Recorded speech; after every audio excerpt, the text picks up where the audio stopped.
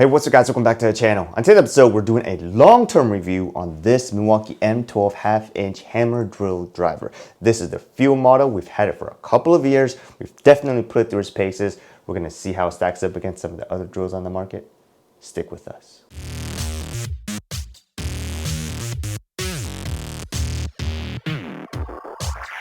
All right guys, so this right here is the Milwaukee M12 Fuel half-inch hammer drill driver, model number 2404. I'm gonna go ahead and say this right now. At the time of this posting, this is not the latest generation out. There is a newer generation, I think it's like 2504 or something like that. But this generation model, I think it came out maybe somewhere around 2013 or 14. We've definitely got it few months after it was released. So we've had it since around maybe 2014, and since it's right now 2021, we've had it for, I don't know, at least somewhere around 6-7 years or so, right? So it's definitely one of the better tools that we've had when we first got out, but there's actually newer stuff out right now. So we're gonna see, is this tool still worth getting? So before we get too far into it, let's go look at the marketing hype. So this right here is a 2404 half-inch hammer drill driver. The M12 Fuel delivers unmatched runtime, power and load and durability.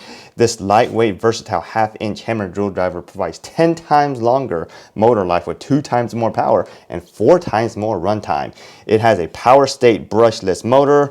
It's about 7.75 inches long, has a 5-year warranty. Obviously it runs under M12 platform.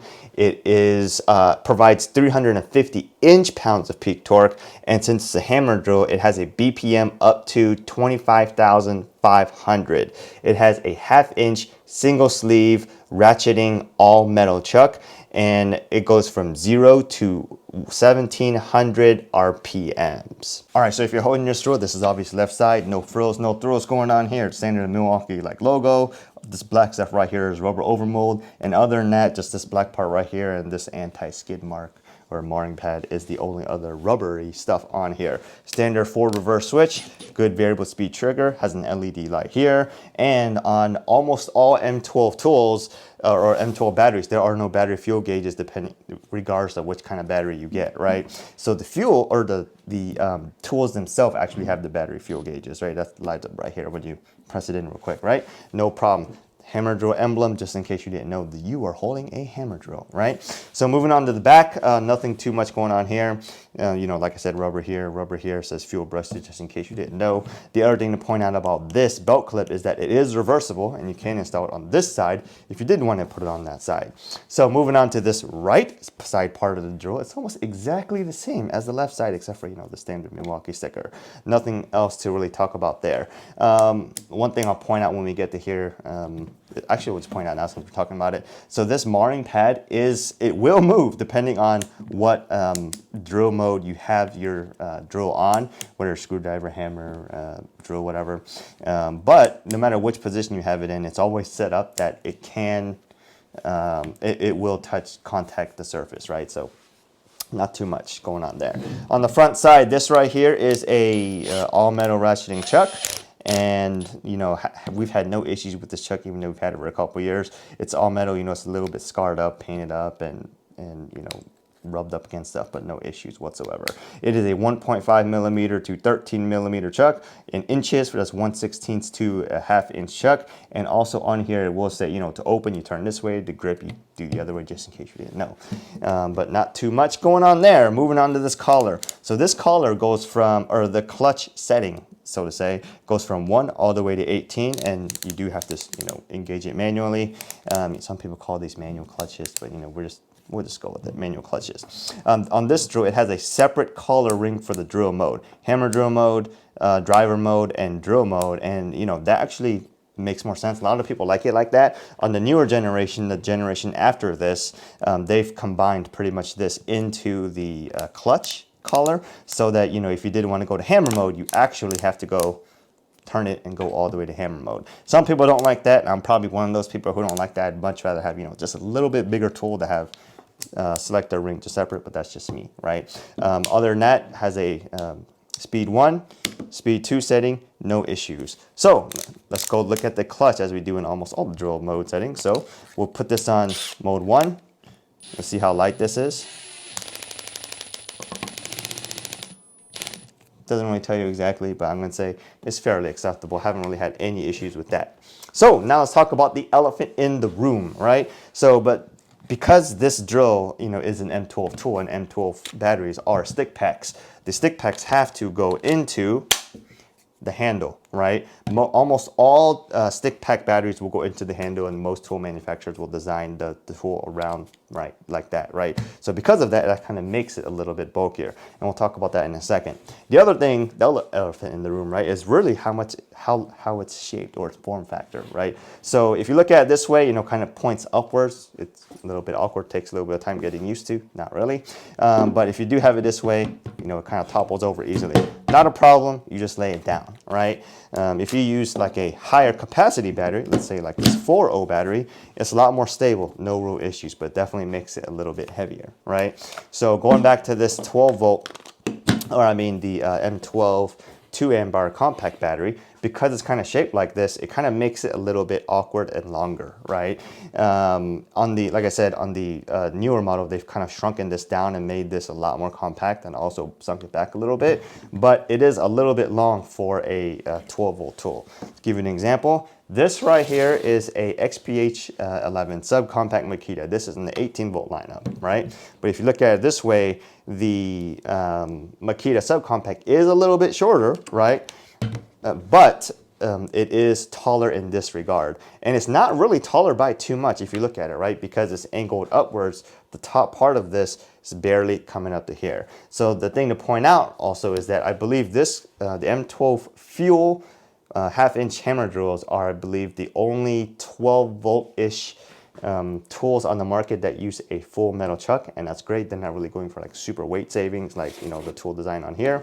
But other than that, you know, you got to pick out, right? Do you really want to go with the M12, or would you rather go with something like this with a standard, you know, size, right? The benefit to something like this is really because the slide packs don't have to go into the handle. The grip is obviously a lot more, you know, narrower or more comfortable, ergonomic, so to say, right? So that's what we get with that. So without too much further ado, let's get into the testing.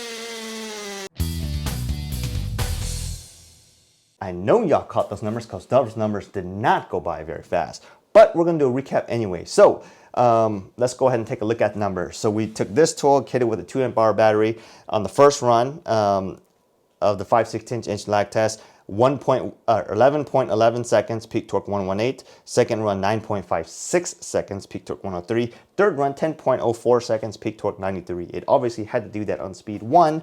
And if you average out the 3 runs, comes in at 10.24 seconds with a peak torque average of 104.67. Moving on to the half-inch lag test. First run, obviously, did not finish, peak torque 117. Second run, did not finish, peak torque 123. Third run, did not finish, peak torque 119. It did it on speed 1, and, you know, the average of the peak torque numbers across the 3 runs comes in at 119.67 inch-pounds. 3/4 inch auger test. It obviously did not finish, as you probably saw in the clips, you know, it started thermaling out, and it just wouldn't work anymore. So no numbers there, and we did do that on speed 1. Moving on to the masonry test. It did not get to do the masonry test, mainly because it thermaled out from the 3/4 inch auger test. If you really care about the masonry test with a 2 amp-hour battery, we did actually let it cool down, charge it up overnight, and tested it another new day when the tool was completely cool with a fresh battery, and it came out to 8.18 seconds, second run 17.09 seconds, third run 19.56 seconds, with the averaging of the 3 runs coming in at 14.94 seconds. Okay, we don't include the masonry numbers in the peak performance numbers, but we just did that anyway, just in case you wanted to know how the hammer drilling performance is for this drill with this battery, right? So the peak torque average we took, or peak torque number that was measured across all the tests that we did with this battery, came in at a whopping 123 inch-pounds. And this tool with this configuration will weigh in at whopping 2 pounds, 14.6 ounces. So even though it is a longer drill with a 2 amp-hour battery, it's not fairly too heavy. It's under 3 pounds, right? So that's fairly reasonable. So where does that put this? That puts the total performance number of this drill, which is derived by adding up the averages of the 3 tests, not including the masonry test, at 10.24 seconds with 2 did not finishes, right? So that puts this drill right around 19th place, right above the Ryobi PSDD01 1 Plus 18 volt 3 HP battery with that drill. So you could technically say this M12 tool is technically better than the Ryobi brushless HP1 Plus with a 3 amp-hour HP battery, so to say. So another one of the things that we did was we took this drill and tested it with a 4 amp-hour battery, because we obviously know higher, more capacity, bigger batteries gives you more performance numbers with, you know, power draining tools, right? So let's go take a look at that. First run, 9.40 seconds, peak torque 147. Second run, 8.59 seconds, peak torque 134. Third run, 9.44 seconds, peak torque 132. It did do it on speed 1, and if you average after 3 runs, comes in at 9.14 seconds with the peak torque average of 137.67. Moving on to the half-inch lag test. It did not finish that challenge, even with the 4.0 battery, and but we'll go take a look at the peak torque numbers. Peak torque numbers: first run 149, second run 145, third run 138. It was obviously on speed 1, and if you average out the 3 numbers, comes out to 144 inch-pounds. We'll take a quick stop right there, mainly because for some reason I can't talk. That's normal. Anyways, the other reason we'll take a quick stop is mainly because even though it did not finish, it is important to point out that with the 4 amp-hour battery, the averaging out the 3 runs of the half-inch lag test comes in at 144 inch-pounds versus with a 2 amp-hour battery, which had 119.67 pounds. So it is, you know, fairly, you could say like 24-ish inch-pounds more. Whether or not, you know, the extra 4 amp-hour battery is, you know, worth it to you, that's going to be up to you to decide. But I did want to point out that the peak performance number was, you know, a lot higher with the 4 amp-hour battery, as you would expect. So moving on to 3/4 inch auger test. First run 24.56, second run 15.29, averaging out the 2 runs on speed 1 came out to 24.93. So moving on to the masonry test. It did, however, get to the masonry test with a 4 amp-hour battery. In the first run, 12.06, third run, 13.49, fourth run, 14.04. If you average out the 3 runs, comes in at 13, or average out the 3 runs, I'm sorry, comes out to 13.20 seconds. So the peak torque measured across all the tests that we did with the 4-amp-hour battery comes in at a whopping 149 inch-pounds. The 4-amp-hour battery with this drill comes in at a whopping, weighs in at 3 pounds, 6.5 ounces. So just a hair heavier than 3 pounds. So where does that put this drill with the 4-amp-hour battery? The total performance number comes out to 34.07 plus a did not finish. That actually puts this drill and this battery right in 19th place, knocking the 2-amp-hour kit to 20th place, right? So the other one that's like right above this one is going to be the ep.10, which was a subcompact Makita with the 2-amp-hour battery, which had a 29.10. Right, total performance number. So, how do we arrive at that? We just add out the three averages of the 5/16 inch, the 1/2 inch lag, and the 3/4 inch auger. Okay, so what can we really say about this? Let's go and take a look at it. Yes, this drill is old. We've had it, like I said, since 2014-ish, and we've used it all the time. We've carried it in our bag pretty much. We have a couple of bags set up depending on what we're doing, but we've carried it in our bag pretty much all the time, and it's been very useful. We've reached for it quite a bit, especially on a lot of like smaller electrical jobs and stuff like that. But ever since we got the Makita subcompact tools, we've been using that mainly because we just like that form factor and ergonomics of that one better. It just seems a little bit more well balanced to me. That's just my personal opinion. Whether it is or not, it's completely up to you. The other thing to note about that is, like I said, form factor is a little bit awkward the way it is. It's a little bit longer and heavier than you would expect for like an M12 tool, but most M12 tools, are, considered like high quality, especially like the fuel tools, right? So when it comes to M12 fuel stuff, they're not necessarily trying to get the most compact, smallest thing out there. Although on the later current generation one, the generation after this, they've obviously shrunken quite a bit. They actually try to find a very good performance to weight ratio, and I believe they have done that with this. They claim was like 250 inch-pounds of peak torque, and that was just unheard of in a 12-volt platform at that time. All right, so that's probably a good time to tell you we actually went out and bought this tool. Nobody sent this to us a couple years ago. This is ours. Had it a couple of times, but we still carry this tool in our trucks mainly because that M12 tool platform is just really hard to get away from. There's so many things in there that either other manufacturers don't make or they do make, and it's just not that great, right? So one prime example being like M12 lighting. I don't really see any really power tool manufacturer, at least like the bigger name brand ones, that are making as many niche tools or trade tools, so to say, right? Like the M12 PEX crimper, that's obviously a great tool. The M12 PEX expander we've obviously had, but we've actually moved on to the M18 one. It's obviously a great tool. DeWalt does make one. I don't remember Makita making one, obviously Rigid and stuff like that make that, but it's just really hard to get away from some of the M12 stuff, like I said, especially the lighting. M12 lighting, I think, definitely does the best. But we're not here to talk about that. Let's talk about this tool. Would I go out and buy this tool right now? Obviously no, because you can't buy this tool. If you are buying this tool brand new somewhere right now, at the time of this posting or afterwards, then you're probably not buying it from an authorized retailer, and you're probably buying it like reconditioned or something like that. If I can go buy this tool at a garage sale or pick it up for like 50 bucks or something, yeah, you could probably pick it up, right? But I'll definitely go out and get the newer generation tool, which runs in, depending on how you get it at what time of the year, it's going to be somewhere around $150 to $200-ish, and that would be the tool that I would get, mainly because it is shorter, it's the latest generation, and obviously as time goes on, some tools, you just stop using them for a while, right? But if I have this tool, would I go buy the later generation tool? Probably not, mainly because even though it is shorter, it is still pretty much the same tool, and I would almost put money on that it would probably put out similar numbers, right? So, like I said, since we're kind of in like multiple platforms, I like the Makita subcompact stuff, but so to say, whatever you can. Otherwise, total performance numbers are just there for you if you want to know if you're always using this tool and you're like, whoa, I didn't think it was like that, right? But that's great to know. The hammer drilling stuff, as I told you most of the time, it's, you know, we don't really include in total performance number, but it is important to point out that, you know, those numbers, even though yes, it is a 12-volt platform, are just fairly high or low depending on how you look at it, right? It just takes a lot of time. So I mean, I guarantee you probably the SDS that will perform better, but if you're doing any serious hammer drilling, you should definitely go get a rotary hammer. So closing this video out, what can we tell you?